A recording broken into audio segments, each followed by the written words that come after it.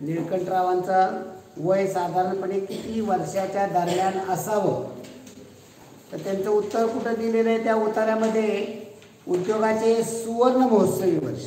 सुवर्ण महोत्सव म्हणजे किती? 50 वर्ष. आता उत्सव कधी 50 वर्ष उद्योगाला झाल्या. आता 50 वर्षाचं ते 50 वर्षाचे असतील का? ज्याला उद्योग सुरू करायला सर्वसाधारण वय किती पाहिजे? 18च्या पुढे पाहिजे. 18च्या आतलं लहान मुलं उद्योग सुरू करेल असं होईल का? नाही. म्हणजे सर्व 20-25 वर्षाचं त्यांनी उद्योग सुरू केला, त्याला 50 वर्ष झाली, म्हणजे त्यांचं वय सर्वसाधारण किती असणार आहे?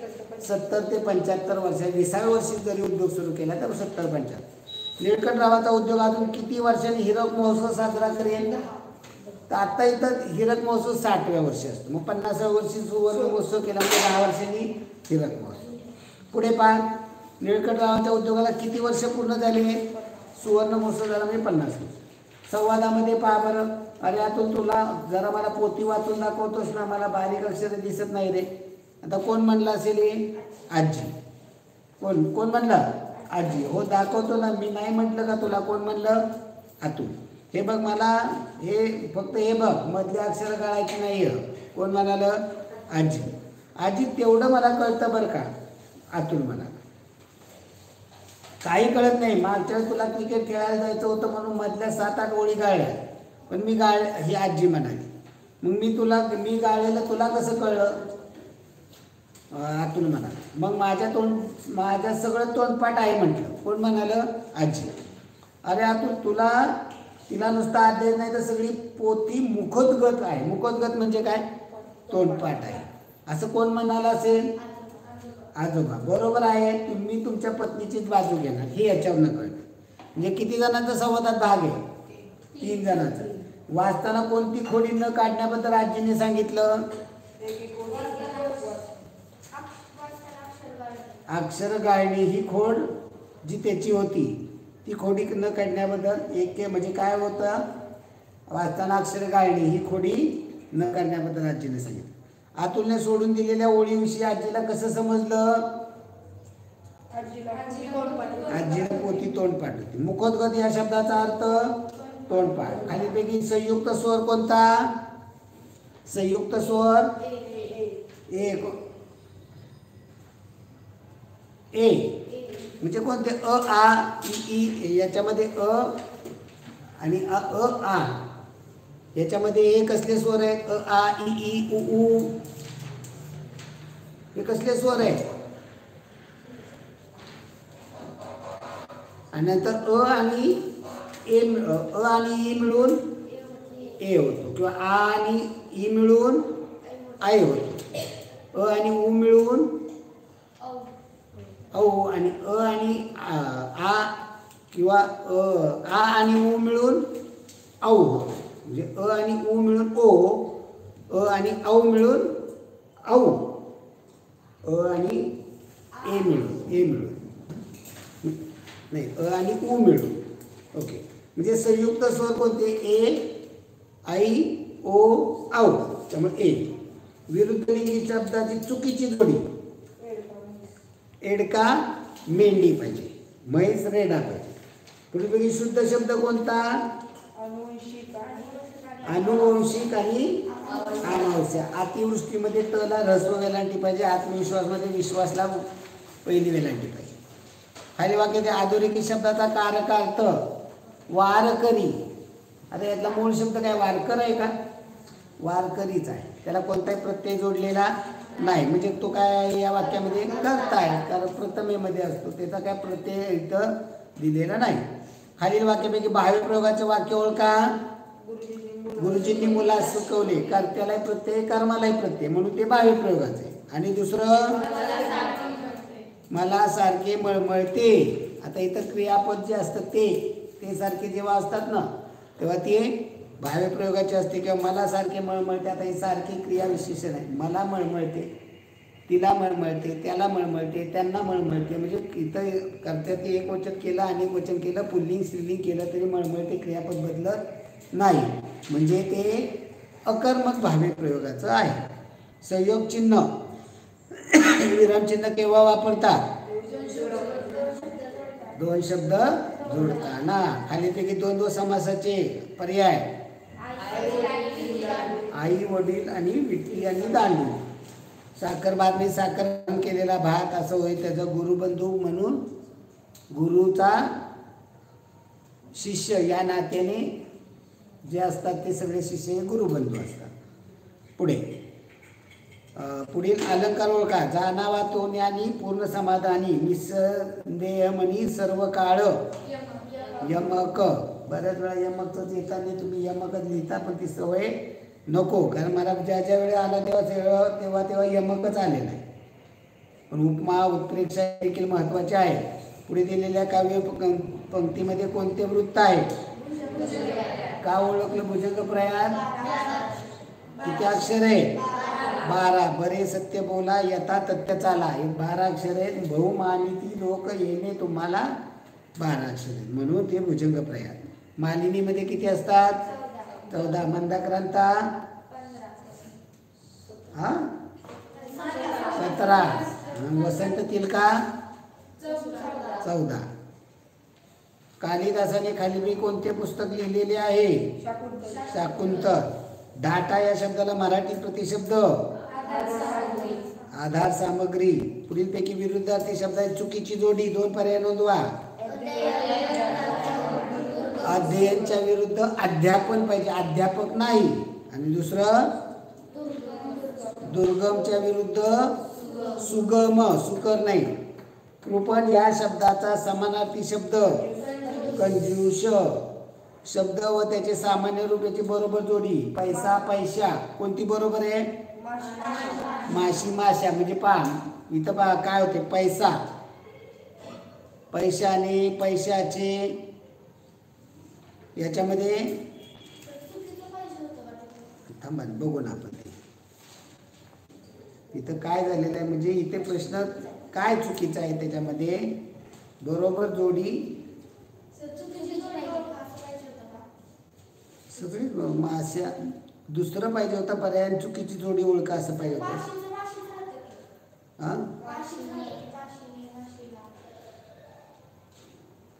पैसा पैशाला पैशाचे पैशाने बरोबर आहे. मासा माशाला माशाचे माशाने बरोबर आहे. ससा सशाला सशाचे सशाने बरोबर. माशी माशीला माशीने माशीचे. मी तिथं पाहिजे पर्यायामध्ये तिथं शब्द व त्याचे सामान्य रूपाची चुकीची जोडी ओळखा असा प्रश्न असायला पाहिजे होता. तो उत्तर ते दिलेलं आहे. पर्याय 4. बरं खाली दिलेल्या शब्दात जोडाक्षर नसलेले एकूण शब्द किती? आता क्षीर गुरु मरकट मृग शुक. क्षीर गुरु मरकट मृग शुक हर्ष कुशल नृपती अक्ष. यातले काय म्हणलेले आहे? जोडाक्षर नसलेले. जोडाक्षर असलेले काढले की जोडाक्षर नसलेले. शीर जोडाक्षर आहे. गुरु जोडाक्षर नाही. मरकट जोडाक्षर नाही. पाच जोडले र जोडले. मृग जोडाक्षर मला रू जोडलाय मी जोडाक्षर नाही. शुक जोडाक्षर नाही. हर्ष जोडाक्षर नाही. कुशल जोडाक्षर नृपती जोडाक्षर नाही. अक्ष जोडाक्षर.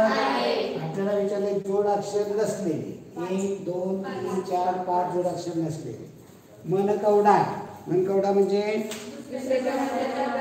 दुसऱ्याच्या मनातले जाणणारा. मन दडलेली. मन दडलेली ती ओळखा. कोणती मन दडली? मन कोणती दडलेली आहे?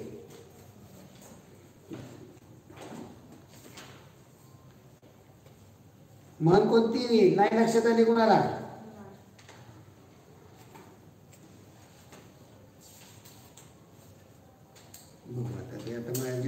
लगेच लक्ष देणार. ते मांडायला लागतील शब्द. शब्द मांडले तर आपल्याला त्याच्यावरून मन कळेल. काय उत्तर त्याचं दिले आपण ते बघू. त्याच्यावर जाता येते का? 23 3 दिला पर्याय. एखादी वस्तू जागेवर असतो तो तिचे कोड कौतुक करणे.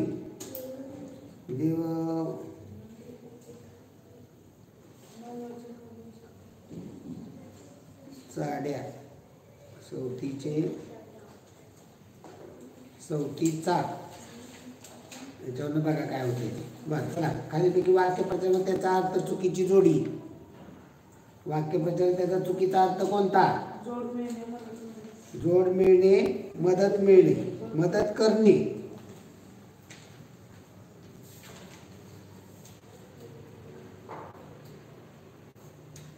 जोड मिळणे म्हणजे काय? मदत मिळणे. धूम ठोकणे, पळून जाणे, धूळ चालणे, पूर्ण पराभव करणे, फजीर होणे, शरम वाटणे. जोड मिळणे म्हणजे मदत करणे नाही, मदत होणे. हा साथ देणे. खालीपैकी हा मदत मिळणे का मदत देणे पाहिजे असं. खालीपैकी चुकीची जोडी कोणती? कोणता सण कोणत्या महिन्यामध्ये येतो? चैत्र महिन्यामध्ये वटपौर्णिमा नसते. श्रावणामध्ये नागपंचमी पण येते. भाद्रपदमध्ये गणेश चतुर्थी, कार्तिकमध्ये दीपावली आहे. या कार्तिक अमावस्ये दिवशी दीपावली असते. अश्विन अमावस्येला. अमावस्या ही आपल्या हिंदू धर्मामध्ये अत्यंत म्हणजे अशुभ मानली जाते. पण बरेचसे सण देखील अमावस्येलाच येतात. त्यातला महत्त्वाचा सण म्हणजे दिवाळी. अमावस्येच्या दिवशी लक्ष्मीपूजन असतं.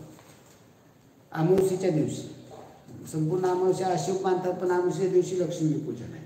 आणि दुसऱ्या दिवशी कार्तिक शुद्ध प्रतिपदेला दिवाळीचा पाडवा असतो. म्हणजे महत्त्वाचं लक्ष्मीपूजनाला महत्त्व असतं.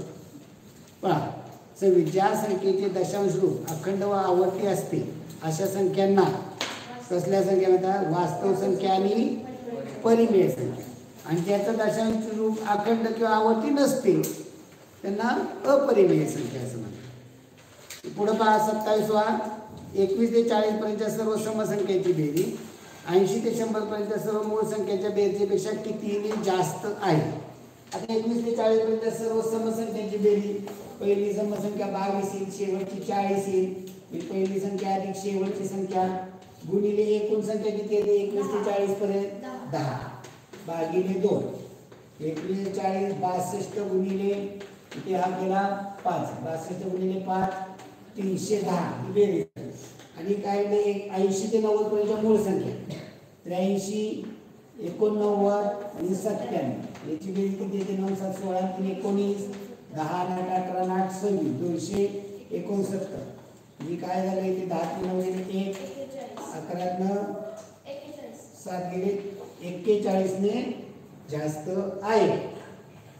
संख्या रेषेचे निरीक्षण करा. ज्या बिंदूचे निर्देशांक विरुद्ध संख्या येतात त्या बिंदूंची योग्य जोडी कोणती? व्ही आणि एच ची विरुद्ध आहेत का? व्हीचं किती 2 आहे, मग इथं एचचं -2 यायला पाहिजे होतं. आहे का एचचं -2? जीचा आहे -2. जी त्या ठिकाणी तुम्ही किमती द्यायला हव्यात. -3/4 मध्ये 4/4 -5/4 म्हणजे एका याला 1 1 1 1 ने वाढत. ईचा आणि टीचं पहा. ईचा निर्देशांक काय आहे? -6/4 आणि ही टीचा काय आहे? 6/4 विरुद्ध आहे. तिसरं जी आणि व्हीचा. जीचा निर्देशांक काय आहे? -8/4 आणि व्हीचा 2 आहे म्हणजे 8/4चा संक्षिप्त रूप दिलं -2 अधिक. बरोबर आहे. चौथं सी आणि एसचा. सीचा निर्देशांक आहे -4/4 म्हणजे -1 आणि एसचा 5/4 म्हणजे सारखा नाही. पुढे 2 संख्यांचा मसावी हा लसावीचा 1/12 पोट आहे. एक संख्या दुसरीच्या 4/3 पोट आहे. जर मसावी 12 असेल तर त्यातली लहान संख्या. आता मसावी 12 दिले, लसावी किती येईल? मसावी 12 दिलेला आहे. लसावी काय सांगितले? मसावी लसावीच्या 1/12. कशाचे 1/12 पट 12 होते? 144 आणि लसावी किती येणार आहे? 144. मग काय म्हणले? एक संख्या दुसरीच्या 4/3 पट म्हणजे एक संख्या जर x धरली तर दुसरी संख्या त्याची 4/3 x असणार. आणि 2 संख्यांचा गुणाकार बरोबर लसावी गुणिले मसावी. याचा गुणाकार केला तर काय होईल? 4x² 3 याचा गुणाकार केला 4x² 3 हे भागिले 3 आहे ते तिकडे गुणिले 3 होती. हे गुणिले 4 आहे, तिकडे भागिले 4 होते म्हणजे इकडे x वर्ग आहे. मी इथे 4 ने घालवला, 4 त्रिक 12. आता याचं वर्गमूळ काढा, याचं वर्गमूळ काय येईल 12 आणि याचं वर्गमूळ 3 म्हणजे x वर्ग बरोबर 36 येणार. म्हणजे ही एक संख्या 36 आहे. दुसरी संख्या काय येईल 36 ची 4/3 केलं तर 12 चोक 48 म्हणजे एक संख्या 36 आहे, एक संख्या 48. 36 लहान विचारली होती पण आपण मोठी पण काढली. पुढे सागरने गावी जाताना निम्मा प्रवास आगगाडीने म्हणजे 1/2, 1/3 प्रवास मोटारीने, 1/8 होडीने व शेवटचा 4 किलोमीटर प्रवास केला तर त्याने एकूण प्रवासाचा कितवा हिस्सा पायी केला. आता पहा एकूण निम्मा आगगाडीने म्हणजे 1/2 आगगाडीने, 1/3 मोटारीने, 1/8 होडीने आणि एवढ्या केल्यानंतर शेवटचे 4 किलोमीटर प्रवास पायी केला. अगोदर यात रेल्वेने, मोटारीने, होडीने केला किती याची बेरीज केली तर छेद सारखा काय होईल 24 म्हणजे याची 12 पट 12, याची 8 पट 8, याची तिप्पट 3 12 8 20 23/24 म्हणजे 24 भागातले 23 भाग त्याने कशाने केला आगगाडीने, मोटारीने, होडीने. राहिला किती एक भाग म्हणजे 24 भागापैकी 23 भाग झाला, राहिला किती 1/24 एक भाग बरोबर 4 किलोमीटर, 24 भाग बरोबर 96 किलोमीटर. आपल्याला विचारलंय काय त्यांनी प्रवासाचा एकूण कितवा हिस्सा पायी केला. मी 96चा कितवा हिस्सा माहित नाही, 96चा xवा हिस्सा बरोबर 4, पायी केलेला 4 किलोमीटर आहे. मग 96चा xवा भाग बरोबर 4, मी इथे x ला 96 गुणिले तिकडे पाठवले भागिले होते 4/96, 4 एके 4 इथे 24 म्हणजे 1/24वा भाग त्याने पायी केलेला आहे. म्हणजे उत्तर त्या भाषेमध्ये प्रवासाचा कितवा हिस्सा तर 24वा हिस्सा. हा म्हणजे 24 भागाचे 23 भाग त्याने इतर वाहनाने केला म्हणजे एक राहिला म्हणजे 24चा एक भाग म्हणजे 24वा हिस्सा त्याने पायी केला. एका शाळेत कवायतीसाठी एका रांगेत जेवढी मुले तेवढ्याच रांगा तयार करायच्या झाल्या शाळेत एकूण किती मुले असू शकतात तर वर्गसंख्या असणार आहे. म्हणजे वर्गसंख्या 441 एक आहे आणि 729 आहे. 960 आणि 645 वर्गसंख्या नाही. पुढे 0 गुणिले 0.40 1 2 3 4 0 5 गुणिले 0.40 1 2 3 4 0 1 8 बरोबर 3चा कितवा गुणिले 10चा कितवा. आता वाढ येणार आहे तर आपल्याला 3चा करायचा आहे. मी ते 18 × 90 केलं तर तिथं बा येते का त्याचं 3चा घातांकात नाही.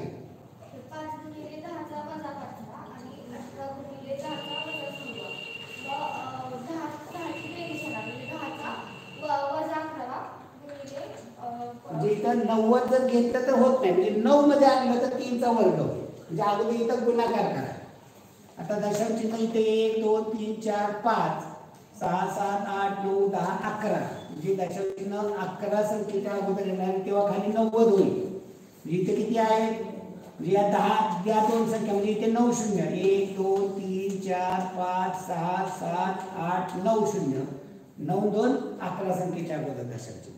आता आपल्याला 3 ला पूर्ण करायचं आहे 3चा वर्ग करणार आहे म्हणजे इथं इथपर्यंत दशांश चिन्ह आणलं पाहिजे तेव्हा 3चा वर्ग म्हणजे दशांश चिन्ह किती वर्ग लिहावं लागेल 10 वर्ग.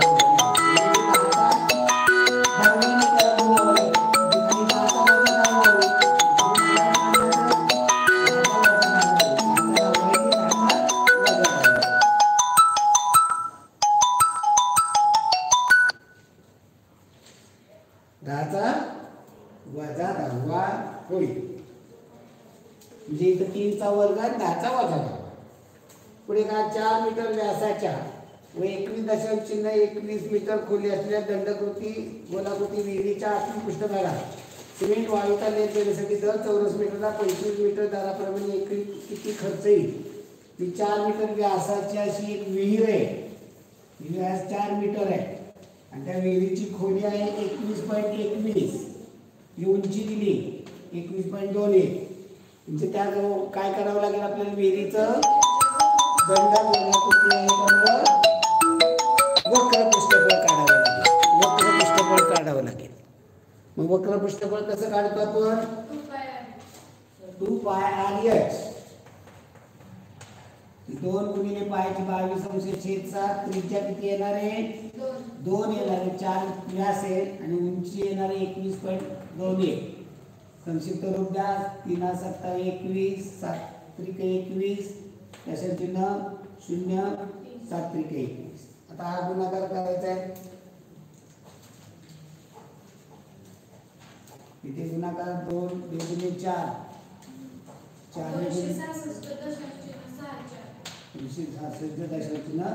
6 हे काय आलं वक्र पृष्ठफळ आणि खर्च आहे 25 रुपये.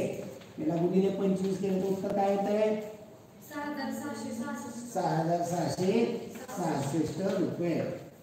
चला पुढे 7 पूर्वीच्या 0.5 ने कमी होत जाणाऱ्या 7 संख्यांची सरासरी. 7 पूर्वीच्या संख्या नुसत्या संख्या मांडल्या तर तुझी सरासरी काढता येईल. 7 संख्येची सरासरी म्हणजे मधली संख्या त्याची सरासरी येते.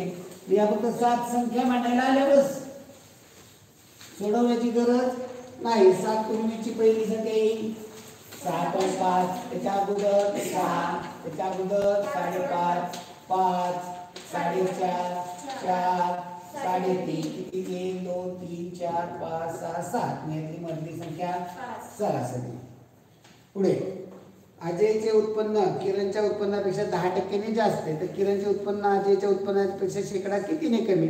आता पहा अजयचे उत्पन्न किरणचं उत्पन्न 100 मान किरणचं 100 मान तर अजयचं उत्पन्न किती येणार आहे 10% जास्त म्हणजे 110. मग किरणचं उत्पन्न अजयपेक्षा कितीने कमी आहे 110 ला 100 म्हणजे 10 ने कमी. मांडणी 110 ला 10 रुपये कमी तर 100 ला x बरोबर 100 गुणिले 10 भागिले 110 केलं 1 शून्य गेला 11 99 9.1 छेद 11 किंवा 100/11 चौथा पर्याय आहे. पुढे 100 शिलाई मशीन काही रुपयांना विकल्याने 25% नफा झाला तर प्रत्येक शिलाई मशीनवर शेकडा किती नफा झाला. आता पहा 100 शिलाई मशीन काही रुपयास विकल्याने शेकडा 25 नफा झाला तर प्रत्येक शिलाई मशीनवर शेकडा किती नफा. आता एका वस्तूवरती जेवढा नफा असतो तेवढाच 1000 वस्तूवरती पण नफा असतो. म्हणजे एका मशीनवरती तुम्हाला 25% नफा झाला दुसऱ्यावरती पण 25% तिसऱ्यावरती पण 25% म्हणजे सगळे 25 बेरीज होत नाही 100 वरती पण 25%. म्हणजे जेव्हा एका वस्तूवरती जेवढा टक्के नफा असतो तेवढाच नफा पुढच्या सगळ्या वस्तूंवरती पण असतो. मी एकूणमध्ये केला तरी खरेदीची किंमत वाढत जाते विक्रीची किंमत वाढत जाते. की उदाहरणार्थ 100 रुपये 5 तुम्हाला 10% नफा. मी एक वस्तू 100 रुपयाला घेतली 110 ला घेतली 10 रुपये 10% नफा झाला. आता त्या वस्तूंची किंमत संख्या वाढत गेली 100 रुपयाने 100 वस्तू विकल्या. मी तर 110 रुपयाने 100 वस्तू विकल्या. मी प्रत्येक वस्तूला 100 ला 10 रुपये नफा आहे. म्हणजे इथं किंमत खरेदीची किंमत वाढत जाते विक्रीची किंमत वाढत जाते टक्केवारी मात्र तेवढीच राहते. त्यामुळे प्रत्येक मशीनला 25% नफा होईल. उत्तर पर्याय क्रमांक 2. 1 लाख रुपये खर्च करून शिशिरावने एक बंगला बांधला. त्या रकमेवर दर्शकला 12 दराने व्याज सुटण्यासाठी मासिक भाडे किती ठेवावे. 1 लाख रुपये खर्च मग त्याचं आपल्याला 12 दराने मासिक भाडे विचारलं. मग 12% दराने एका वर्षाचं व्याज किती होईल 1 लाखाचं 1 लाखाचे 12% म्हणजे 12,000 रुपये त्याचं एका वर्षाचं व्याज. मग आपल्याला भाडं एका महिन्याला ठेवायचं. मी एका महिन्याला भाडं भागिले 12 केले 12 के 12 1000 रुपये जर भाडं ठेवलं तर वर्षाचं 12,000 मिळेल. लाखाचं व्याज 12% 12,000 होणार.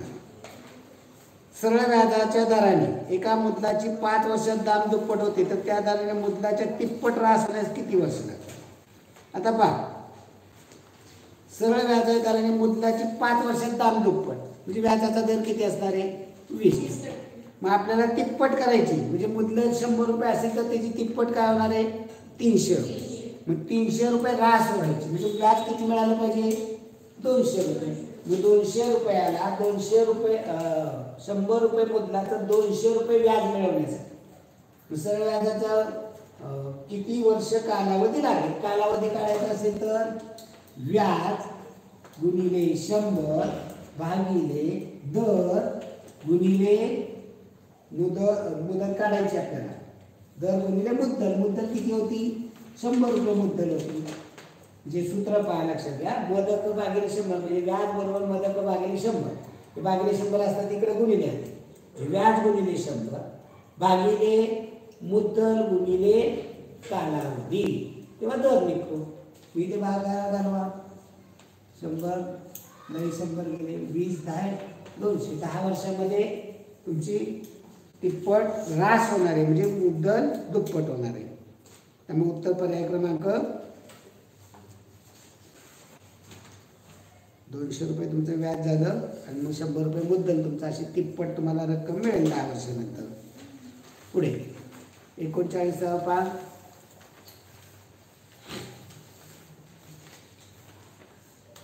अनिलने 3000 रुपये गुंतवून एक व्यापार सुरू केला. 4 महिन्यांनी सागरने त्यात 2500 रुपये गुंतवले तर व्यापारा वर्षाखेर 28,000 रुपये नफा झाला. त्यापैकी सागरला किती रुपये मिळतील. आणि 3000 आणि नंतर आहे सागर. भांडवल आणि किती घातलं 3000 रुपये. 4 महिन्यानंतर याने घातलं 2500. वर्षाखेर म्हणजे मुदत आणि किती महिने वापरले गेले 12 महिने. आणि 4 महिन्यानंतर आला म्हणजे याचे किती वापरले गेले 18. म्हणजे याचं गुणोत्तर काय 12 36,000. आणि याचं 25 200. म्हणजे यांचं संक्षिप्त रूप दिलं तर 3 शून्याला 3 शून्य गेले. 4 ने घालवलं 4 25 4 ने 36. म्हणजे व्याज जे भांडवल नफ्याची वाटणी ती 9/5 या प्रमाणात करावी लागेल. म्हणजे तर नफा किती झाला आहे 28,000 रुपये. मी तर याला 9 भाग 9x याला 5x म्हणजे 14x बरोबर 28,000. x बरोबर 28,000 भागिले 14 केले तर उत्तर काय येणार आहे 14 दुने 28 2000 याला 9 दुने 18,000 आणि याला 5 दुने 10,000 रुपये. आपल्याला विचारले कुणाला सागरला किती मिळतील 10,000.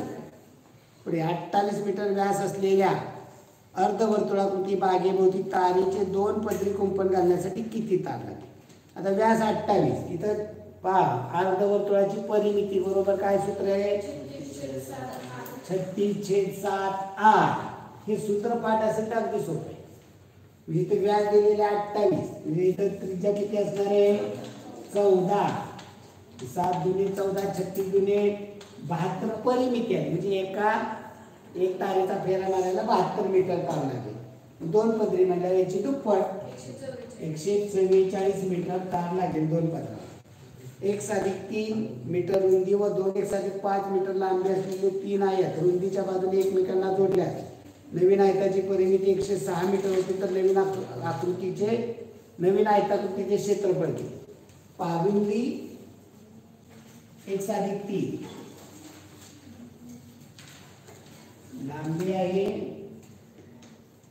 2x+5 आणि रुंदी आहे 1+3. काय म्हणजे त्यांनी 3 आयत रुंदीच्या बाजूने एकमेकांना जोडले. रुंदीच्या बाजूने 3 आयत जोडले. इथे दुसरा आणि इथे तिसरा असे 3 आयत. याची लांबी किती होईल संपूर्ण आकृतीची याची तिप्पट करावी लागेल. ओके आणि रुंदी आहे तेवढीच राहणार. आणि मग आपल्याला परिमिती दिली म्हणजे लांबी अधिक रुंदीच्या बेरचीची दुप्पट परिमिती असते. याचा गुणाकार लांबी किती आहे होईल 6x अधिक 15 आणि अधिक 1+3 याची दुप्पट बरोबर किती दिलेले 160. याला भागी हे 2 गुणिले तिकडे पाठवले भागिले होतील याची बेरीज होईल 6x ने 7x अधिक 18 बरोबर याने इकडे भागलं तर 53. लांबी आणि रुंदीची बेरीज 53. हे अधिक 18 इकडे पाठवले वजा होतील 7x बरोबर 53 वजा 18 म्हणजे 35. x बरोबर 5. 35 भागिले 7 म्हणजे x बरोबर 5. मग लांबी किती होईल? लांबी 5 दुणे 10 अधिक 5 15 त्रिक 45 आणि रुंदी किती होईल? 5 अधिक 3 8. मी याचं क्षेत्रफळ विचारते 45 गुणिले 8 360 चौरस मीटर. ए वर्ग ए घन ए चा x घन ही तीन पदे प्रमाणात आहेत तर x ची किंमत किती? आता जेव्हा तीन संख्या प्रमाणात असतात तेव्हा अंत्यपदाचा गुणाकार बरोबर मधल्या पदाचा वर्ग असतो. मधलं पद आहे आपल्याकडे ए चा घन. ए चा घन पहा, पहिलं पद ए वर्ग, दुसरं पद ए चा x घन त्याचा गुणाकार बरोबर मधलं पद ए चा घनाचा वर्ग. याचा वर्ग काय होईल? घातांकाचा घातांक म्हणजे ए चा 6. आणि याचा गुणाकार म्हणजे बेस सारखा असेल तर घातांकाचे काय होते? बेस. जिथं बेस सारखा आहे बरोबर चिन्ह म्हणजे घातांक सारखा असणार म्हणजे 2 अधिक x बरोबर 6. x मध्ये 2 अधिक येते तिकडे पाठवले x बरोबर 6 वजा 2 याची किंमत काय येणार आहे? 4. एका वस्तूची छापील किंमत 120 रुपये आहे. जर त्यावर 33.1/3% सूट मिळाली तर किती रक्कम देईल? मग 120च्या छापील किंमत 120 त्याच्यावर 33.1/3% याचं 33.1/3% याचं पहिला अंशाधिक मध्ये करा. 33.90/3 म्हणजे 100/3%. टक्के म्हणजे याचा छेद 100 असतो. म्हणजे इथे 12/120 गुणिले 100/3 याला भागिले 100 येते. हे भागिले मी उलटून गुणिले अगोदर हे करा. जे मांडायच्या अगोदर इथे जर तुम्ही केलं असतं 100/3 गुणिले 1/100 मी उलटून याला छेद काय म्हणजे 1 म्हणजे इथे 100ला 100 जाते म्हणजे 1/3 म्हणजे 120 गुणिले 1/3 3 चौक 12 म्हणजे 40 रुपये सूट मिळेल.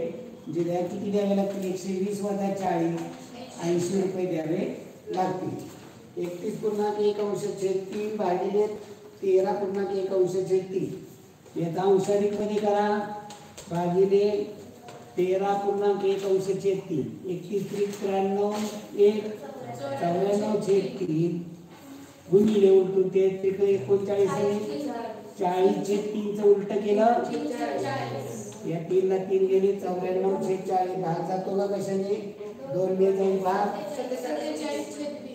47/20 पर्याय क्रमांक 1.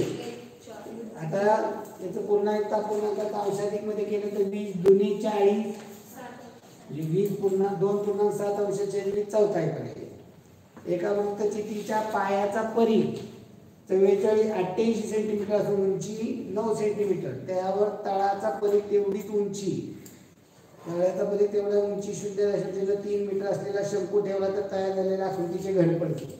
म्हणजे काय केले पहा अशी वृत्तचिती आहे त्याच्यावरती एक शंकू ठेवलेला आहे.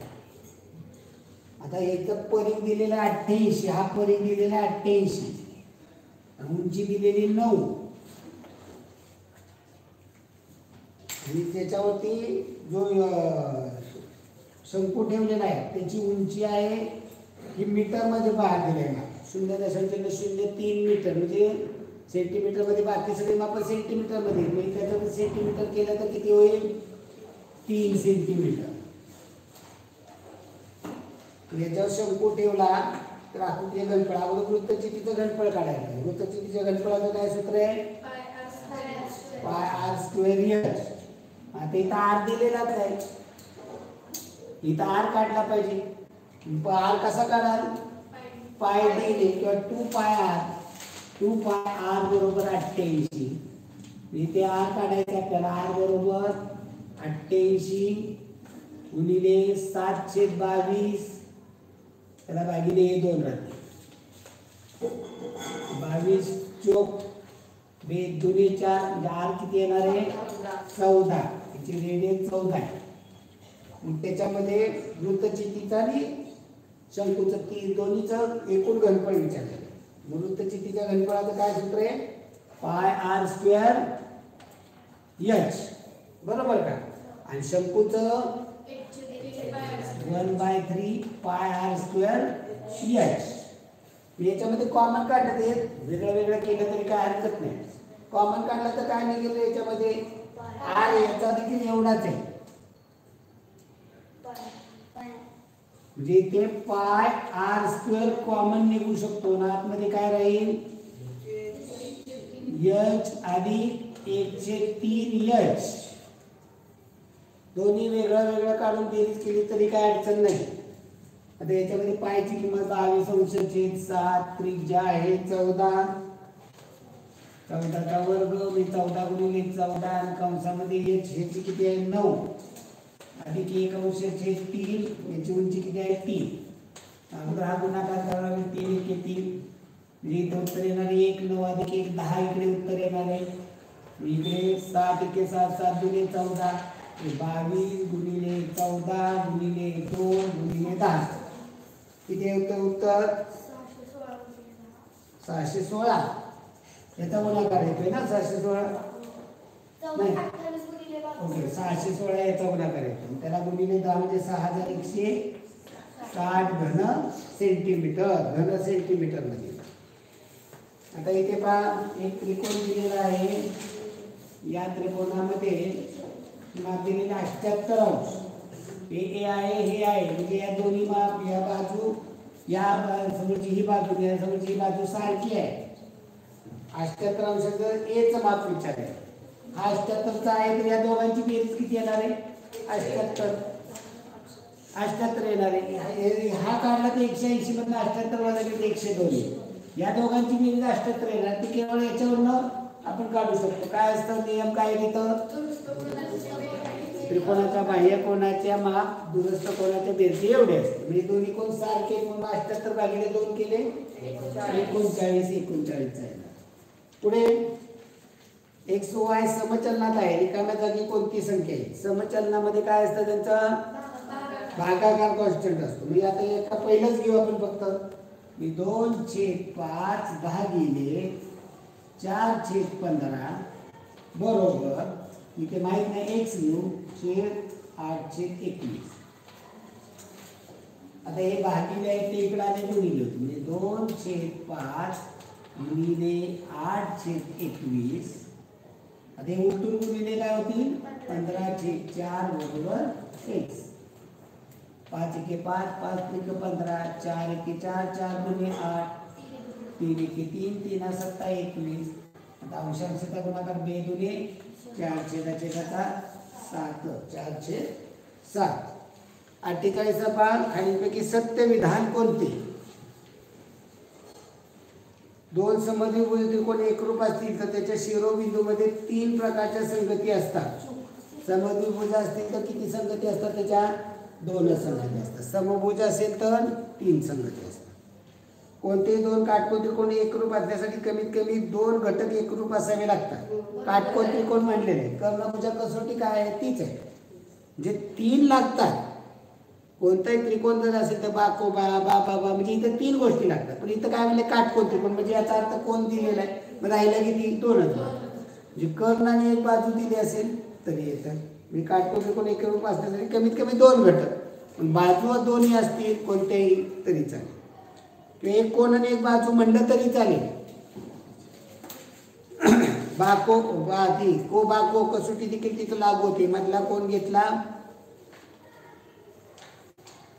मधली एक बाजू घेतली आणि एका बाजूचा कोणताही कोण घेतला म्हणजे 2 कोण त्याच्यामधली बाजू पण कर्णभुजाला लागू होते. कर्णभुजा तसं म्हणायला गेलं तर काटकोन करणारी एक बाजू कर्ण आणि काटकोन म्हणलेले. 2 समभुज त्रिकोण एकरूप असतील तर त्यांच्या शिरोबिंदूमध्ये 6 प्रकारची संगती येते. 6 प्रकारची संगती बरोबर आहे. 2 विषमभुज त्रिकोण एकरूप असतील तर त्यांच्या शिरोबिंदूमध्ये 3 प्रकारच्या संगती असतात. नाही केवळ एक आणि एकच प्रकारची संगती असते. 49 PQROMNR कोणत्या कसोटीनुसार एकरूप आहेत. 2 मधला कोण आहे तो विरुद्ध कोण आहे म्हणजे हे कोण आणि हे कोण एकरूप असतात. आणि या बाजूला ही बाजू दिलेली या बाजूला ही बाजू दिलेली म्हणजे बा को बा म्हणजे बाजू आणि 2 बाजूचा मधला कोण म्हणजे बा को बा कसोटी आहे. पुढे 50वा प्रश्न पहा. 5a चा चौथा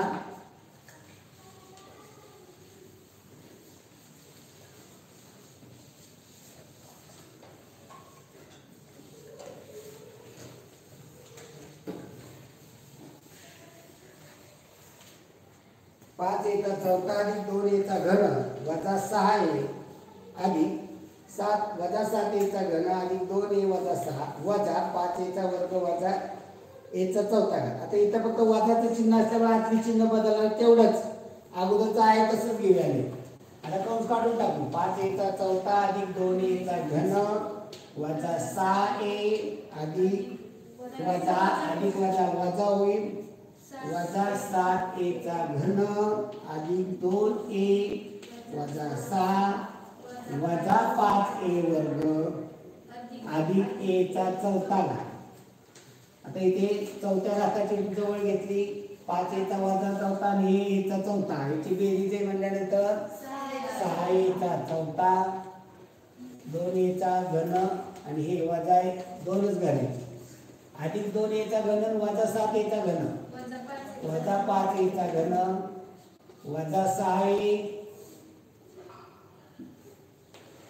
नाही वर्गच एकच आहे वर्गच एकच आहे वजा 5a चा वर्ग म्हणजे ते वजा 6a अधिक 2a वजा 4a आणि ते अधिक वजा 6 1 वजा 6 तो कोणतं उत्तर तिसरा पर्याय.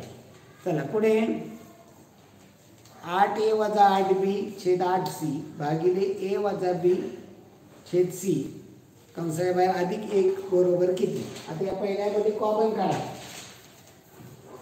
8a वजा 8b छेद 8c भागिले a वजा b छेद c याच्यात 8 कॉमन काढला तर इथे a वजा b छेद c असंही होते. तो इथे संपूर्णच याला कॉमन नाही ते आपण असं काढूया याला काढू कंस इथे 8 काढूया आणि ते 8c ठेवूया. 8ला 8 घालवता येतील आपल्याला वजा a वजा b छेद c या 8ला 8 आहे भागिले 8ला 8 गेले a वजा b छेद c a वजा b छेद c आणि उलटून गुणले c अपॉन a वजा b. याला कंस टाकला याला कंस टाकला तर कंसाला कंस आहे त्या c ला c जाईल उत्तर काय येणार आहे 1 आणि बाहेर कंसाच्या बाहेर दिलेलं आहे अधिक 1 अधिक 1 उत्तर 2. 52 पहा खालीलपैकी असत्य विधान कोणते. असत्य विधान समांतरभुज चौकोनाचे सम्मुख कोण एकरूप असतात. बरोबर आहे. समांतरभुज चौकोन असू द्या समभुज चौकोन असू द्या समांतरभुज चौकोनाच्या सम्मुख भुजा एकरूप असतात. समोरासमोर भुजा एकरूप समांतरभुज चौकोन समोरासमोर बाजू एक समांतर असतात. तिसरं समांतरभुज चौकोनाचे कर्ण एकरूप असतात. समांतरभुज चौकोनाचे कर्ण एकरूप असतात का नसतात वेगळे वेगळे असतात. कर्ण लहान मोठे असतात. सर समभुज चौकोन जरी असला तर त्याचाही कर्ण लहान मोठे असतात. समांतरभुज जसं आपण त्याच्यामध्ये आपण बघतो. आता उदाहरणार्थ मी हा समभुज काढतो हा लहान हा मोठा आहे म्हणजे एकरूप आहे का नाही. समांतर इथे इथे देखील तसंच आहे. यांचं बघा वाढते हे छोटं आहे म्हणजे कर्ण एकरूप नसतात. समांतरभुज चौकोनाचे कर्ण परस्परांना लंबदुभाजक असतात. कुणाचे असतात लंबदुभाजक समभुज चौकोनाचे. समांतरभुज चौकोनाचे कर्ण परस्परांना लंबदुभाजक नसतात. त्यामुळे उत्तर लिहिता कोणतं येईल 3 आणि 4 असत्य आहे. पहिलं आणि दुसरं बरोबर आहे. a चे 30% हे b च्या 75% एवढे आहे तर खाली कोणते विधान बरोबर. a चे 30% ते म्हणजे गुणिले a चे 30% म्हणजे 30/100 बरोबर b चे 75% 75/100 दोन्ही छेद 100ला 100 घालवला तरी चालेल. म्हणजे इथे 30a बरोबर 75b त्याला संक्षिप्त रूप दिलं तर काय होईल? 5 ने घालवला तर 5 ने जाईल, 15 ने जाईल. 2a बरोबर 5b. 2a बरोबर 5b. कोणताही पर्याय? तिसरा. एका क्रिकेट सामन्यात भारतीय संघातील सर्व खेळाडूंनी काढलेल्या धावाची सरासरी 32 आहे. त्यातील 10 खेळाडूंच्या धावा दिलेल्या तर उरलेल्या खेळाडूंच्या धावा काढायच्या. म्हणजे सरासरी 32. किती खेळाडूंची झाली? 11. म्हणजे एकूण धावा किती होतील? 32 गुणिले 11 352. त्यातल्या 10 जणांचे किती दिले? बेरीज 300 दिले. त्यातनं राहिलेल्या उरलेल्या खेळाडूंनी किती केले? 11व्या 52. एक सामायिक सरळ समीकरण सोडवा. x अधिक y च्या अनुक्रमे किमती काढा. 1/3x म्हणजे याचं केलं तर x/3 अधिक y/2 बरोबर 8. हे एक दिलं आहे. दुसरं 3x/4 वजा y/4 बरोबर 7. ही दोन समीकरणं दिली. आता याच्यावर किमती काढायची. आता इथं छेद सारखा केला तर 6 होईल. म्हणजे याची दुप्पट 2x अधिक याची तिप्पट 3y बरोबर 8. इथं छेद भागिले 6 तिकडे पाठवले तर 6×8 = म्हणजे 2x अधिक 3y बरोबर 48. इकडे काय होतंय? इथे छेद सारखा केला तर 4 होतोय. 3x वजा y बरोबर 7. हे भागिले 7 तिकडे पाठवले. 3x वजा y बरोबर 7 × 28. ही दोन समीकरणं मिळाली. आपल्याला जर x घालवायचा असेल तर दोन्हीकडे सारखा झाला पाहिजे. हा 2x आणि इथे 3 सारखा करायचा म्हटल्यानंतर 2 आणि 3 चा लसावी किती येतो?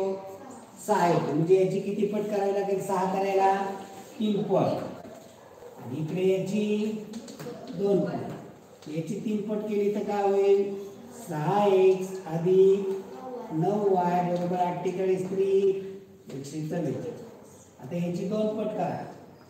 6x वजा 2y बरोबर 56. याची वजाबाकी करायची. वजाबाकीमुळे चिन्ह बदलतात. या अधिक आहे, वजा अधिक वजा, हे वजा वजा अधिक. 6x मध्ये 6x गेले 0. हे 9y अधिक 2y 11y बरोबर. याच्यातनं अधिक वजा वजा होणार. 144 मध्ये 56 गेले. 14तनं 6 गेले 8 राहिले. 14तनं 6 गेले 8 राहिले. 11y बरोबर 28. y बरोबर 8 येणार. त्याच्यावर पर्याय कट होत आहे का? होत आहे. पहिला उत्तर येईल, पहिला पर्याय. पुढे दिलेल्या राशीचे अवयव पाडा. 125 m घन n घन वजा 64. आता 125 पहा मांडणी करताना m घन n घन वजा 64. घातांकाच्या याच्यामधले हे 5चा काय आहे? घन. 5 m n कंसाचा घन वजा हा 4चा घन. a घन वजा b घन त्याचा विस्तार हा जर पाठ असेल तर आपल्याला हे कधी सोडवायला अवघड जाणार नाही. a घन वजा b घन याचा विस्तार काय होतो? डायरेक्ट उत्तर सांगा की a वजा b ने वर्ग कसं का याचा विस्तार? Okay okay okay. a वजा b आणि दुसऱ्या कंसात a वर्ग अधिक ab अधिक b वर्ग. इथं 2 ab नसते. तशा पद्धतीने याची मांडणी केली तर पहिल्या कंसामध्ये 5 m n वजा 4 आणि दुसऱ्या कंसामध्ये येईल 5 चा वर्ग 25 m वर्ग n वर्ग अधिक या दोघांचा गुणाकार 20 m n आणि वजा 4 चा वर्ग होईल 16. हा पर्याय 2. 39 मीटर 42 मीटर आणि 45 मीटर बाजू असलेल्या त्रिकोणी शेतात 20 मीटर लांब व 15 मीटर रुंद आयताकृती कट्टा बांधला तर उरलेल्या शेतीच्या जागेचे क्षेत्रफळ किती? 20 मीटर लांब आणि 15 मीटर रुंद त्रिकोणी शेत. आकृती काय दिलं आहे? 39 42 आणि 45. कुठलं सूत्र वापरावं लागेल? हिरोचं सूत्र वापरावं लागेल इथे. हिरोचं सूत्र काय आहे? यस काय काय वर्गमुळामध्ये यस गुणिले कंसात यस मायनस ए गुणिले बी गुणिले सी. हे हिरोचं सूत्र आहे. याची परिमिती किती होईल? 39 आणि 45 84 42 126 ची अर्ध परिमिती 63 म्हणजे याच्यामध्ये होईल 63 गुणिले 63 वजा 39 गुणिले 63 वजा 45 सॉरी 63 वजा 45 आणि गुणिले 63 वजा 42. याची 63 गुणिले 63 वजा 39 24 63 वजा 45 18 63 वजा 42 21. आता याचं वर्गमूळ निघेल असे फॅक्टर काढायचे. यातली एक वर्ग संख्या असेल 9 7 63 24 चे एक वर्ग संख्या पाहिजे त्यामध्ये 6 चौक 24 6 गुणिले 4 4 वर्ग संख्या 18 चे 9 गुणिले 2 21 चे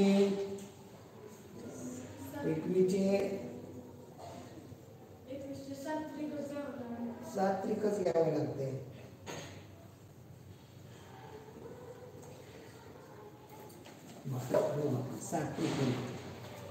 वर्ग संख्या यायला पाहिजेत ना इथे. बरं आता याचं वर्गमूळ काढून त्याचं निघते ते काढून 9चं वर्गमूळ 3 निघते. या 4चं वर्गमूळ 2 निघते. या 9चं वर्गमूळ 3 निघते. याचं वर्ग निघत या 3 आणि हा 3 त्याचं वर्गमूळ 3 निघेल.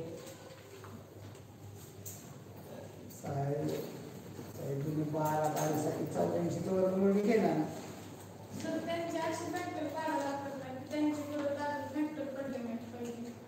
म्हणजे मूळ जसं की आता 63 घेतलं ना तर त्याला 3 गुणिले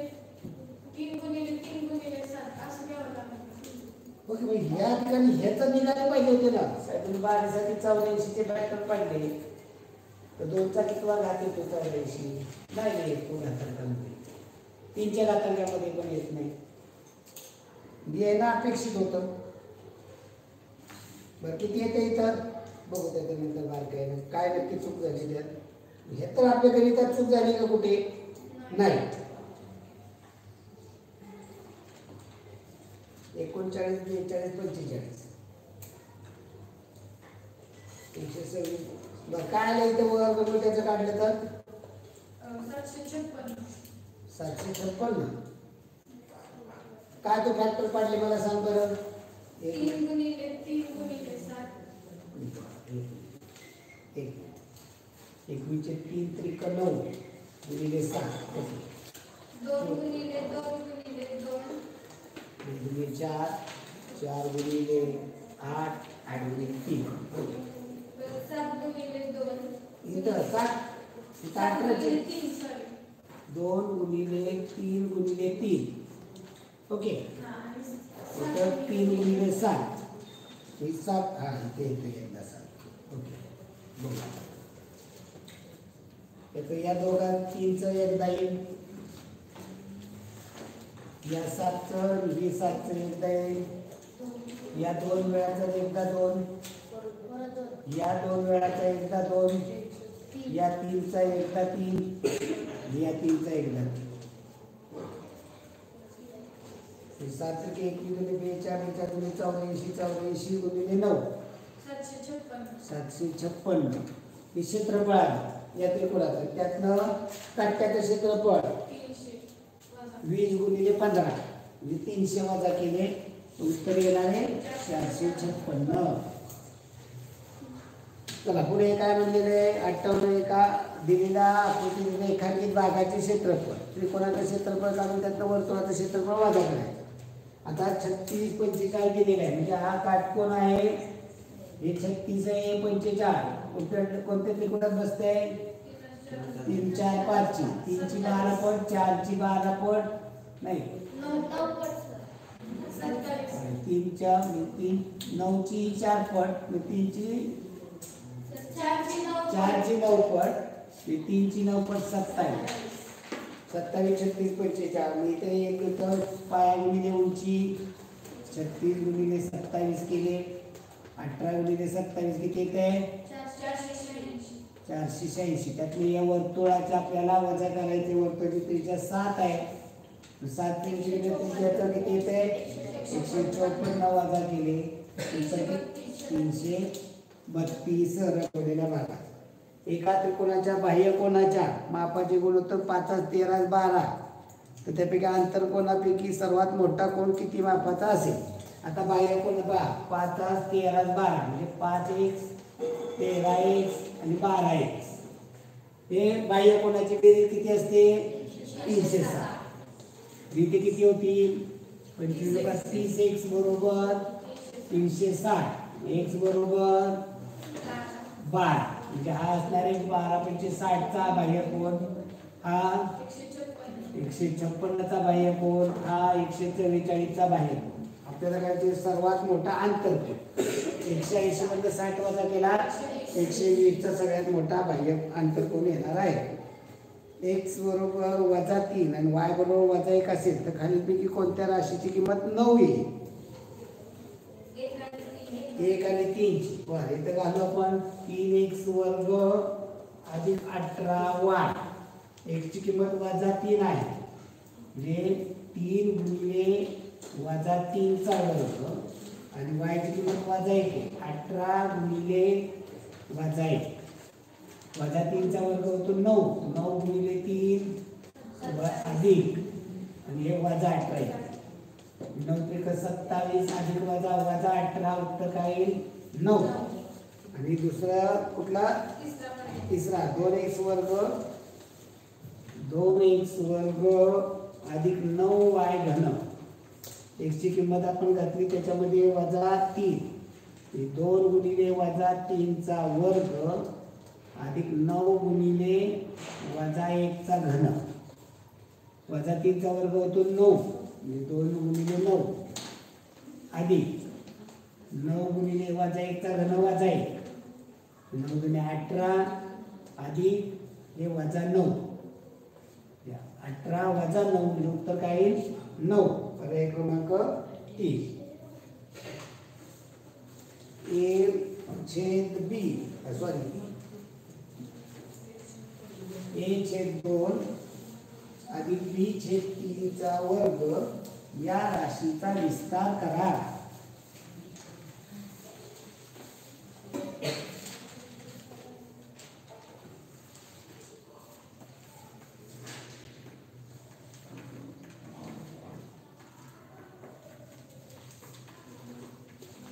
A/2 अधिक B चा घन याचा विस्तार. आता इथे x अधिक y याचा विस्तार काय होतो?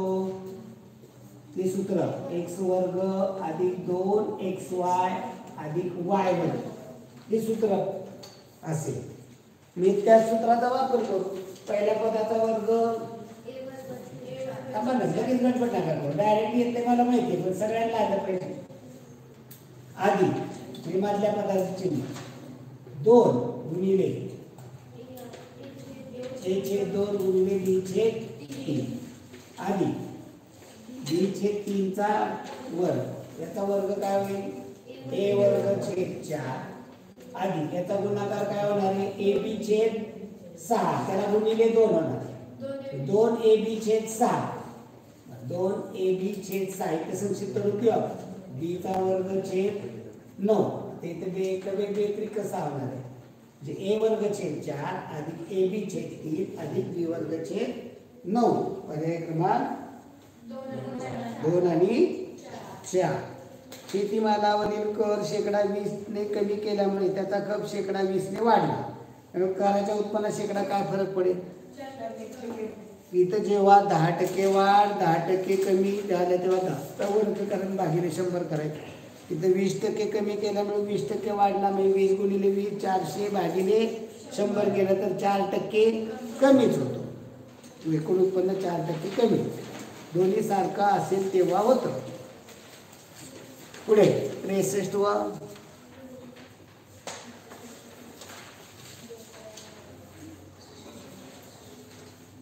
पेपर कुठला सोडवून घेताय?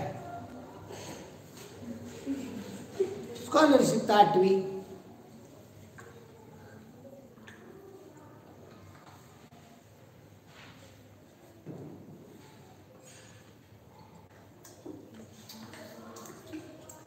पेपर ग्रुपला काल टाकला जातो, तो सोडवण्यासाठी आज संध्याकाळपर्यंत वेळ दिला जातो आणि आज संध्याकाळी तो पेपर तपासला जातो आणि तपसून तो समजावून दिला जातो. अशा पद्धतीनं आमचं रोजचं कामकाज चालू असतं. ओके, जाधव लक्षात आलं? इथला जाधव ऑनलाईनला एक जण आला, तो विचारतोय सर पेपर कुठला सोडवून घेता. आता कुठला सांगू त्याला? आता पेपर नंबर चालला 59. आता ती पेपर कोणता तरी एक चॉईस केला जातो, पेपर ग्रुपला टाकला जातो सोडवण्यासाठी. दुसऱ्या दिवशी संध्याकाळपर्यंत वेळ दिला जातो 24 तास. मग सोडवण्यात इथे वेळेत तपासला जातो आणि तपसून तो समजून दिला जातो संपूर्ण पेपर. एकदा ते लक्षात आलं की काय अडचणी येत नाही.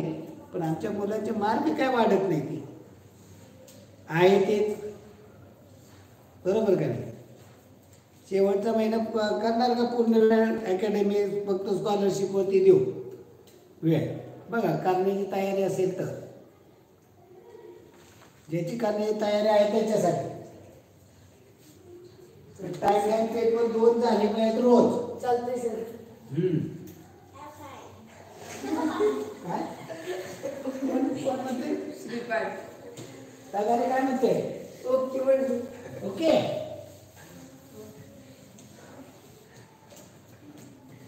चालतंय. बघा, कधीपासून सुरुवात करायचं ठरवा. अगोदर ठरवा, नाहीतर डायरेक्ट आम्हाला धक्के यायचा मलाच राहत. अगोदर ते नियोजन केलं पाहिजे. मला एखादी तयारी केली पाहिजे. नुसतं हे करून उपयोग नाही. पेपर द्यायचे म्हणजे त्याचं सोल्युशन ते झालं पाहिजे. बघा, जमत असेल तर ठीक आहे, बघा पुढल्या आठवड्यात विचारतो. या आठवड्यात नको, एवढा आठवडा जाऊ द्या, पुढल्या आठवड्यात. तोपर्यंत तुम्ही शाळेत ओळखून घ्या काय करायचं. शाळेची चाचणी बरोबर, स्कॉलरशिपचा पेपर आणि शाळेची चाचणी बरोबर येते. 27 तारखेच्या आहे का? स्कॉलरशिप शाळेची चाचणी होऊ द्या, मग आपण त्याच्यामध्ये किती तारीख आहे? 16. चाचणी कधी या? 27 तारखेच्या 27 तारखेच्या आधी. मग शाळेची चाचणी झाली, मग आपण पूर्ण वेळ याच्यामध्ये होतो. हा, ज्याला करणार आहे त्याला असं कोणाला बंधन नाही, नाही आलं पाहिजे, केलं पाहिजे. करायचं तर ते टाइम लावून झालं पाहिजे. बरं, खाली पे कोणताच बरं आहे, त्याची काही एक्स्ट्रा फी वगैरे काय नाही, म्हणजे अगोदर सांगतो. पुन्हा म्हणतात की सर फी वगैरे काय पण करणारी पाहिजे. इथं जर ढेगाना गोंधळ आला तर मी आखलून देऊ. मला 5 जण असली पाहिजे, मला ज्यादा ढेग नको आहे. मला करणारी, मनापासून करणारी असली ती 100% लागलीच पाहिजे. महत्त्वाचं, चुकणाऱ्या प्रत्येक प्रश्नावरती त्यांनी काम केलं पाहिजे. त्या टाईपचे 1-2 एक-एकच प्रश्न, जे चुकले त्या टाईपचे 1-1 प्रश्न त्यांनी सोडवला पाहिजे. दिवसात 2च पेपर करायचे, म्हणजे परफेक्ट झाले पाहिजे. खाली काही कोणता संपाद बिंदू त्रिकोणाच्या शिरोबिंदूपासून समान अंतरावर असतो. शिरोबिंदूपासून समान अंतर याचा अर्थ त्या बिंदूतून वर्तुळ काढलं तर शिरोबिंदूतून झाला, म्हणजे त्याला कसलं वर्तुळ म्हणतात? बाहेर शिरोबिंदूतून जाणारं वर्तुळ परिवर्तुळ. परिवर्तुळाचा केंद्रबिंदू कोण असतो? लंब दुभाजकांचा संपाद. लंब दुभाजक म्हणजे समोरच्या शिरोबिंदूतून समोरच्या बाजूवर टाकलेला लंब, त्या लंब दुभाजकांचा संपाद. पुढे सोबतच्या आकृती व्युत्क्रम कोणाचे एकूण किती जोड्या आहेत? 8. बरोबर, किती शहाणे, 8 जोडे. इथं किती व्युत्क्रम कोणाच्या जोड्या? बाह्य व्युत्क्रम कोण करायचे? अंतर व्युत्क्रम हा 1, 2. बरोबर. आता इथं आता थांबा, मला ही रेषा काढायची होती. ही रेषा अशी आहे. हा, इथे याला हा आणि याला हा किती झाले इथं 2 आणि 2 4 झाले. आता इकडं होणार आहे काय बघ 8 कशा झाल्या थोड्या बाह्य उत्क्रम कोण घालायचे काय आहे आपलं काय म्हणजे सोबतच्या उत्क्रम कोणाचे एकूण जोड्या किती आहेत. आता इथं बाह्य उत्क्रम कोण सहसा धरले जात नाही त्यामुळे 64चं उत्तर मला बघून द्या. 64चं उत्तर काय दिले 2 दिले 2 8 ते बाह्य उत्क्रम कोण धरलेले आहेत पण बाह्य उत्क्रम कोण सहसा धरले जात नाही. सर ग्रुपमध्ये ॲड करता माझा मोबाईल नंबर हे पहा त्याला हाय टाक मी तुला लिंक देईल मी त्याला ग्रुपमध्ये हा कोणाकडनं कळला तुला 64 17 68 पहा हा जो माझा मोबाईल नंबर आहे त्याला हाय टाक म्हणजे तुला मला ग्रुपला ॲड करता येईल किंवा एक माझ्या ही लिंक माझी जी आहे ज्याला मिळाली त्यांनी त्याचा माझा तो मेसेज पण टाकायला पाहिजे ना की त्याच्यामध्ये माझ्या 5वीच्या ग्रुपची लिंक आहे 8वीच्या ग्रुपची लिंक आहे यूट्यूबची लिंक आहे या सगळ्या लिंक एका मेसेजमध्ये. आता तो मेसेज तुला मिळाला नसेल तर मिळेल मला या नंबरला व्हॉट्सअपला हाय म्हणून टाक म्हणजे तुला ग्रुपमध्ये ॲड करता येते. नाव काय रे बाळा तुझं मनीषा जाधव नाव काय हा जाधव लगेच टकमका करतो तुझ्या घरात तुझ्या मम्मीचं नाही नाव मनीषा नाव काय तुझं मनीषा जाधव नाव काय श्रावणी जाधव ओके नाही काय हरकत नाही तू मला या ग्रुपला हाय म्हणून टाक तुला मी त्या लिंकमध्ये त्याची देईल संध्याकाळ म्हणजे लवकर कर म्हणजे संध्याकाळचा पेपर तुला मिळेल उद्याच्याला सोडवून तुला ते जॉईन होता येईल तो पेपर मग उद्याच्याला समजून दिला जाईल. आज संध्याकाळचा पेपर टाकलेला तुला मिळेल तो पेपर सोडवून उद्या संध्याकाळी 8 ते पेपर पेपर आहे असं ते चालतं. मग कधी 9:15ला संपतं कधी 9:30 वाजतात कधी 9:45 वाजतात अगदी 10 पण वाजतात एखादा अवघड पेपर असेल. चला पुढील गणित पाहूया. वार्षिक वर्तुळालेख दिलेला आहे. कुटुंबाचा अन्नावरील वार्षिक खर्च किती अन्नावरचा विचारला. आता याच्या अंशाची बेरीज केली का 360 होते का होते. अन्नावरचा म्हणजे कुठला येईल खर्च अन्न 108 अंश मग अन्नावरचा 108 360 पैकी 108 आहे म्हणजे 108 अंश छेद 360 गुणिले एकूण किती उत्पन्न 2,08,000 म्हणजे 1 शून्य घालवा 36 त्रिक 108 किती येत आहे 62,400 हा अन्नावरचा खर्च आहे. घर भाड्यावर शेकडा किती खर्च होतो अगोदर खर्च काढला पाहिजे किती 72 अंश खर्च होतो म्हणजे इथं जर काढलं तुम्ही 360 पैकी 72 अंश म्हणजे इथे काय म्हणजे 1/5 येईल म्हणजे 5 भागापैकी 1 भाग म्हणजे किती टक्के झाला 20% झाला.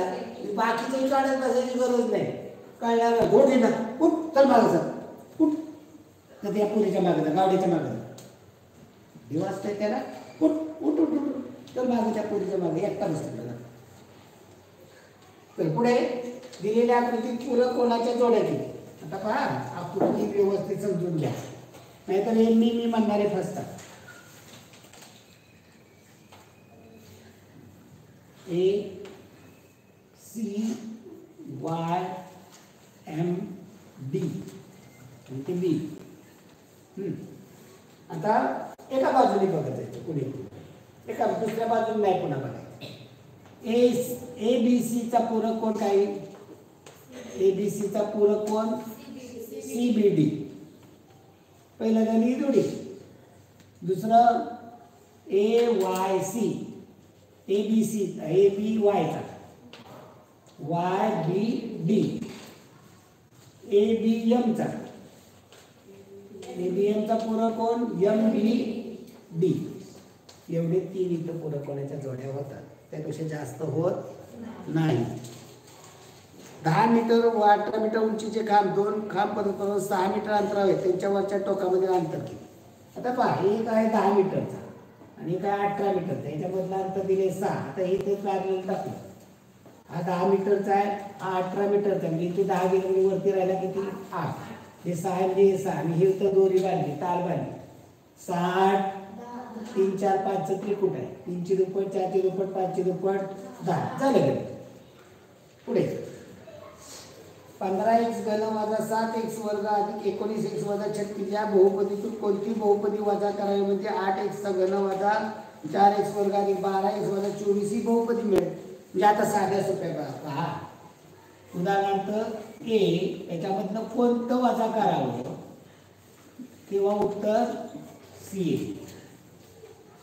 म्हणजे वजा बी तिकडे पाठवले तर इथं काय होतात अधिक बी होईल आणि हे अधिक सी आहे ते इकडे पाठवले तर वजा होतात म्हणजेच याचा अर्थ काय करावं लागेल 15x वजा 7x वर्ग अधिक 19x वजा 36 त्याच्यामधनं 8x घन वजा 4x वर्ग आणि 12x वजा 24 काय करायचे वजा करा अगोदर मांडणी करून मग वजा चिन्हाने बदलू 15x घन वजा 7x वर्ग आणि 19x वजा 36 याच्यामधनं वजा उत्तर काय पाहिजे होतं 8x घन वजा 4x वर्ग अधिक 12x वजा 24 हे काय करायचे वजा करायचे वजामुळे आतली चिन्ह बदलणार आहे अलीकडचं आहे त्याचं 15x घन वजा 7x वर्ग अधिक 19x वजा 36 इथं अधिक आहे वजा अधिक वजा 8x घन वजा वजा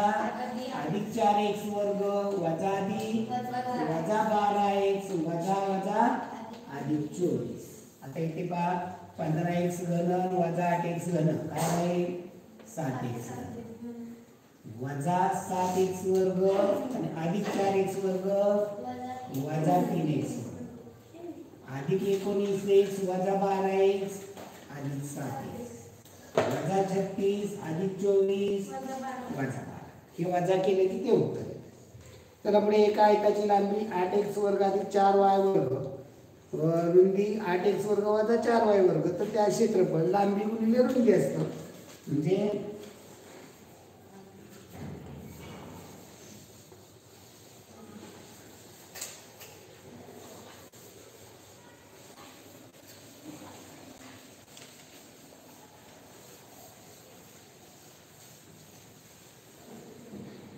लांबी आहे 8x वर्ग अधिक 4y वर्ग आणि रुंदी आहे 8x वर्ग वजा 4y वर्ग त्याचा गुणाकार करायचा आहे तेव्हा हे जर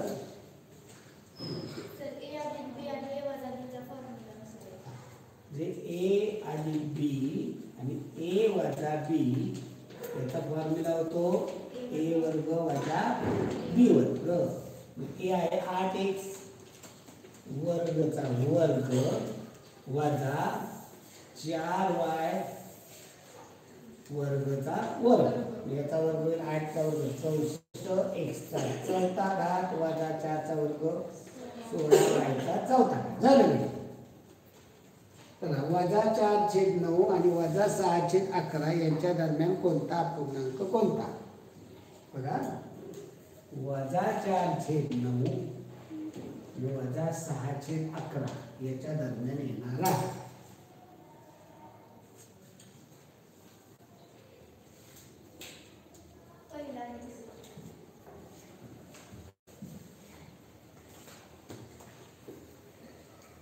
दशांशा पूर्णांकामध्ये रूप करावा लागेल आपल्याला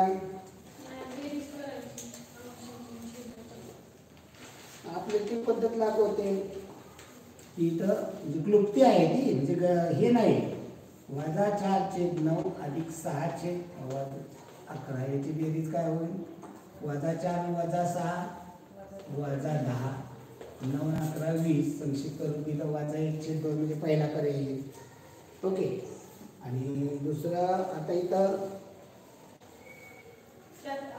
पुन्हा याच्यामध्ये एक एक एक एक मिळवत जायचं ही बेरीज आणि वजा 1/2 अधिक पुन्हा वजा 4/9 मिळवले तिथे 9 2 11 वजा 1 आणि वजा 4 याची बेरीज वजा 5/11 हा एक पर्याय हा पर्याय म्हणजे हा पर्याय ओके आता हे तुम्हाला ते सांगितल्यामुळे क्लुप्ती सांगितल्यामुळं सर्व मुलं दशांश चिन्हामध्ये करत बसेल पुढे स्टार बरोबर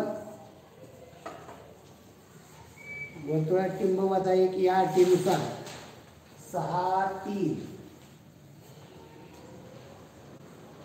काय आणि इथे वर्तुळात टिंब म्हणजे इथं जी संख्या येईल त्यातनं वजा 1 ही येते कारण काय सांगितले स्टार बरोबर टिंब वजा 1 म्हणजे इथं उदाहरण 5 मानले तर इथं 4 आहे इथं 8 मानले तर इथं 7 आहे अशा पद्धतीने या संख्येला एक अंकी सर्वात मोठ्या त्रिकोणी संख्येने निश्चित भाग जात असे त्रिकोणी संख्या मोठी कोणती आहे त्रिकोणी संख्या सांगा 1 3 6 10 म्हणजे या त्रिकोणी संख्या पाठ असल्या पाहिजे तर त्याला ते लक्षात ठेवा त्रिकोणी संख्या आहे 1 3 6 10 15 21 28 36 45 55 ओके म्हणजे इथं त्रिकोणी संख्येने त्याला भाग घालवावा लागेल म्हणजे एक अंकी मोठी 6 ने भाग 6 ची कसोटी काय 2 ने आणि 3 ने भाग 2 ने आणि 3 2 ने भाग जातो याचा अर्थ इथं कसली संख्या आहे समसंख्या म्हणजे जर बघा इथं 0 2 4 6 8 असेल तर इथे काय येईल 9 इथे 1 आता इथं असणार नाही इथे 3 इथे 5 आणि इथे 7 आपल्याला स्टारच्या जागी कोणता अंक आता स्टारच्या जागी म्हणजे काय आहे याच्यामधनं वजा आहे मी इथनं वजा आहे कोणते कोणते पर्याय 5 7 3 1 5 आहे 7 आहे 3 आहे 1 आहे चारही पर्याय आहे आता आपल्याला इथे घेतलं तर मग 3 ची कसोटी लावून करायची म्हणजे हे 2 च्या कसोटीनुसार आपण घेतलं म्हणजे इथे याची 6 आणि 3 9 पहिला पर्याय घेतला आपण तिथे 6 आणि 3 9 10 2 12 लागू होतोय 3 ने जातो दुसरा पर्याय घेतला 6 आणि 3 9 3 12 आणि 4 16 16 ला जाते का नाही तिसरा पर्याय घेतला 6 3 9 5 14 6 20 जातो का नाही इथे घेतला 6 3 9 7 16 आणि 8 24 जातो का जातो जिथे पर्याय 1 आणि 4 म्हणजे पर्याय स्टारच्या जागी विचारले स्टारच्या जागी 1 आणि 7 म्हणजे पहिला पर्याय दुसरा पर्याय आणि चौथा पर्याय ओके एका वर्तुळात लघु कंसाचे माप विशाल कंसाच्या मापाच्या 3/7 पट आहे तर लघु कंसाच्या संगत केंद्रीय कोणाचे माप काढा एका वर्तुळात लघु कंसाचे माप 3/5 पट याचा अर्थ काय होतो रे लघु कंसाचं माप 3 भाग आहे आणि मोठ्या कंसाचं माप 5 भाग आहे मग संपूर्ण वर्तुळाचं माप किती असतं 360 360 चे आपल्याला एक भाग काढावा लागेल मी इथं 8 भाग हे 3x आणि 5 आहे 8x बरोबर 360 x बरोबर किती 45 आणि 45 त्रिक आणि 45 पाचा म्हणजे लघु कंस 135 चा मापाचा आहे तर लघु कंसाच्या संगत केंद्रीय कोणाचं माप ही कंस 135 आहे उदाहरणार्थ हा 135 हा कंस मी याचं केंद्रीय कोणाचं हा 135 आहे हा 225 आहे मग केंद्रीय कोणाचं माप किती असणार आहे 135 असणार आहे आणि ते जर याचा परिघीय कोणाचं माप विचारलं असतं तर हे किती आलं असतं 135 च्या निम्मे आले असते परिघीय कोणाचं माप म्हणजे हे पण लक्षात घ्या केंद्रीय कोण परिघीय कोण 74 चा पाठ 48.8 80.8 मीटर लांबीची तार 19 ठिकाणी कापून तिचे समान तुकडे केले तर प्रत्येक तुकड्याची किती लांबी एकदा कापले तर किती तुकडे होतात 2 19 वेळा कापल्यावर तुकडे किती 20 मग 80.8 मीटर त्याचे सेंटीमीटर केले तर 1 मीटरचे 100 सेंटीमीटर मग 80 मीटरचे म्हणजे 8080 हे माप झालं भागिले 20 केलं 20 चोक 80 प्रति शून्याचा 20 चोक 80 प्रत्येक तुकड्याची लांबी किती होणार आहे 404 सेंटीमीटर मग याचं पर्याय सेंटीमीटर आहे का हे सेंटी डेसी आणि मीटर 4 मीटर 0.4 मीटर आणि 4.04 मीटर आहे का नाही 404 सेंटीमीटर आहे का नाही 40.4 डेसी म्हणजे दुसरा पर्याय की तो 40.4 डेसी आणि 404 डेकामध्ये घेतलं तर 0.404 आहे ते आहे. हेक्टरमध्ये घेतलं तर काय होणार आहे 0.0404 हेक्टर. तर एका ट्रकमध्ये गव्हाची प्रत्येकी 40 किलोग्रॅम वजनाची 70 पोती, ज्वारीची 45 किलो वजनाची 60 पोती, 35 किलोग्रॅम वजनाची 40 पोती तांदळाची. तर ट्रकमध्ये किती वजन भरलं? आता इथे पहा 40ची 70 पोती, 40 किलोग्रामची 70 पोती म्हणजे किती झाले? 2800 किलो झाले. हे 45ची 60 पोती किती झाले? 2700 किलो झाले. 35ची 40 1400 किलोग्रॅम झाले. आता इथे पुढे पहा कसं करायचं. 8,1500 19 6 किलो, मेरिया, क्विंटल आणि टन. टनामध्ये सांगितलं तर 6.9 टन आहे का पर्यायामध्ये? नाही. क्विंटलमध्ये सांगितलं तर 69 क्विंटल आहे का? आहे. त्यामुळे पर्याय क्रमांक 2.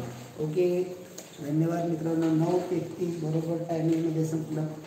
म्हणजे मला पेपर तुम्हाला समजून द्यायचा म्हणजे गडबड जास्त करून चालत नाही. तरी आपला 8 ते 8:15 आपल्याला तपासायला वेळ जातो. 8:15ला पेपर सुरू करतो आपण, 9:30ला संपतो. किती वेळ लागतो? 1.25 तासामध्ये. खूप वेळ झाला तर 1.5 तास समजून देण्यामध्ये. म्हणजे मला जर सोडवायचं म्हणलं तर मी किती वेळा सोडवेल पेपर?